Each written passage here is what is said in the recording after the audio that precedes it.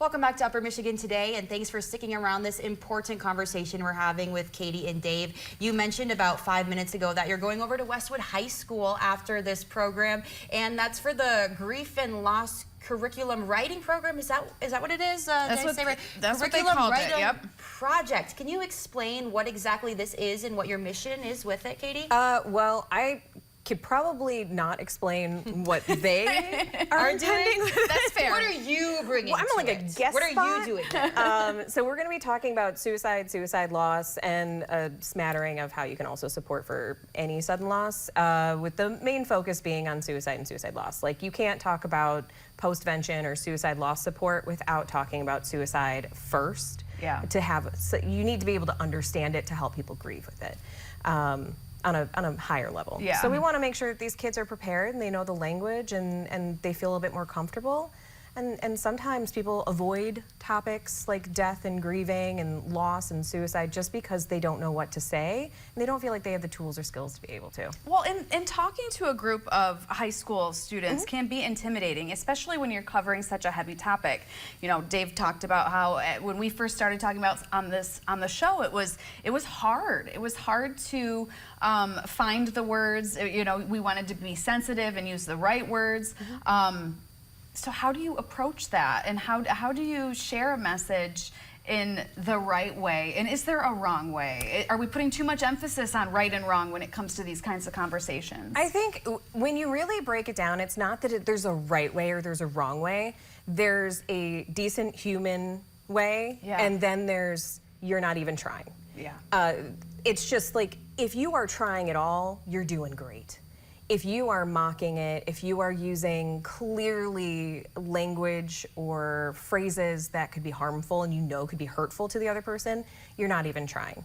So all you need to do is give a crap. You just need to care a little bit. And yeah, there's some language that's preferred, and there's some language that's definitely best practices in my field, but we don't expect everybody to be using what we deem as best practice or best language or best messaging. We just want people to be there for each other. Yeah. So in the discussion with the kids, I will be telling them what's preferred, but what's okay and what's not, and just kind of how to start those conversations. And one of them is just to shut up and listen. You know, others, or say the words out loud. It's okay to do it. You can say suicide out loud. You can say killed themselves out loud. You can say that person's name out loud, and that's what we want. We want people to feel comfortable. Yeah. What does this mean to you, Dave, to see a school in this area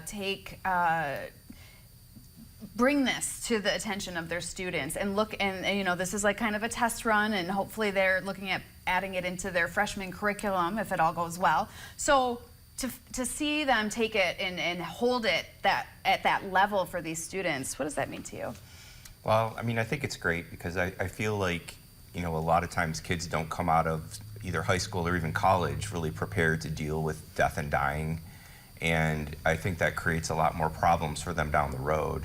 So, you know, before we came on, I kind of looked at what are the other things that they're talking about, and they're talking about things like what are the stages and changes in grieving, what about anticipatory grief, which would be like, say someone's in hospice and they're going to, you know, die, they know they're going to die eventually, how to deal with the death of a family member, how to deal with death of a friend or someone outside of the family.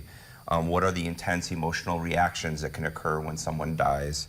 What about grief, regret, and forgiveness, those sort of things. So, you know, helping a grieving friend, and then also coming up with the different resources that are available for people. So I really think that, you know, the kids that go through this program are going to come out much better prepared to deal with this in the future. I feel like so much of, at least for me and like people I know, you learn how to deal with grief when you experience it for the first time. I can't think of how many times I've heard someone say, well, that's the first time that they've lost someone they loved.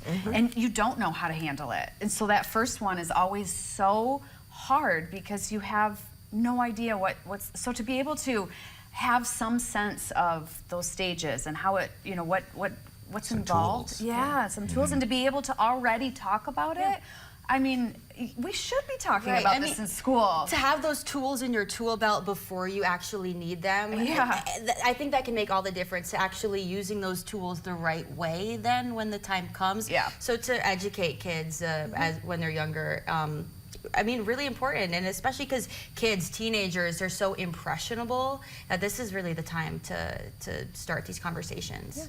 And they're so much more connected now than they used to be too, because of social media and other things. I mean, you know, when I was a kid, you know, you pretty much had your circle. But now those circles are so huge, you know, between all the different schools, and, you know, their networks are so much bigger. So I think that there's a lot more opportunity for them to experience loss, whether it's at their peer group level or even, you know, within their extended families and friends. Yeah.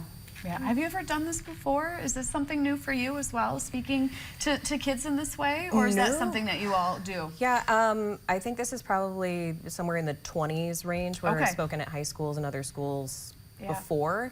And it adjusts depending on what it is that the school is intending to do. So we've done wellness days and a bunch of other stuff. But generally, kids want more information. They want to feel like they have control and power over things. They don't want to feel helpless, just like adults do.